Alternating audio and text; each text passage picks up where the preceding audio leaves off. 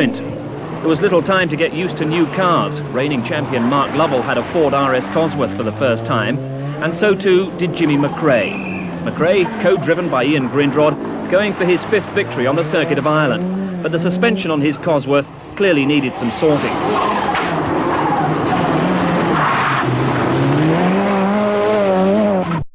It was all coming from the back end of Mark Lovell's Sierra, who pulls over to allow Brooks to power his way past. For Lovell, it's the first of 2 blown turbos in the first 2 stages.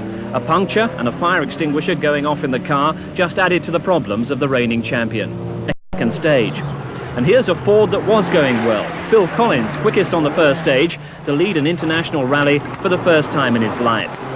And although Llewellyn took control as the first day went on, another Welshman, Wyndaf Evans here, was also getting in the hunt. McRae's Cosworth was still hopping all over the road, but the suspension would be rapidly sorted, and in the meantime he was managing to stay in touch with the leaders. This is a last glimpse of Mark Lovell. After 2 turbos, a puncture and an exploding extinguisher, the engine would seize solid on stage 6. Jimmy McRae, after a difficult day, would be happy with 3rd place in the Cosworth.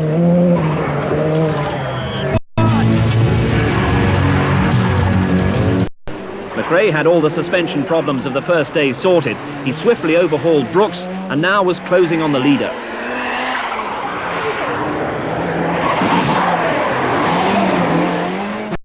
Phil Collins, who'd made such a flying start to the event, was now 4th. We were 3 seconds in front going into the last stage, but for the last 3 stages we've been using slick tyres, and we get caught out with the wet, and it was very muddy, and David was on wet tyres, so he took quite a bit, well, he took 6 seconds off us, so he's now 3 seconds back in front. McRae on slick tyres wasn't able to relax in the early damp weather, but the conditions were to favour the Cosworth, and McRae took command.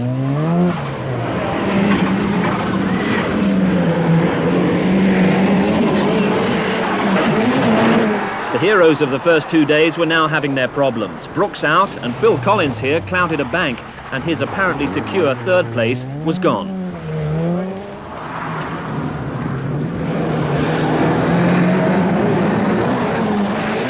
Order as they headed back to Waterford. Jimmy McRae in the Cosworth Sierra heading for his 5th victory on the circuit of Ireland. Phil Collins in 4th after looking good for a place in the top 3. So a bit of history from Jimmy McRae, his 5th victory on the circuit, equalling the record set exactly 20 years ago by Paddy Hopkirk. And an outright record for Ian Grindrod, his 4th circuit success as a co-driver. Fair to say an unexpected victory.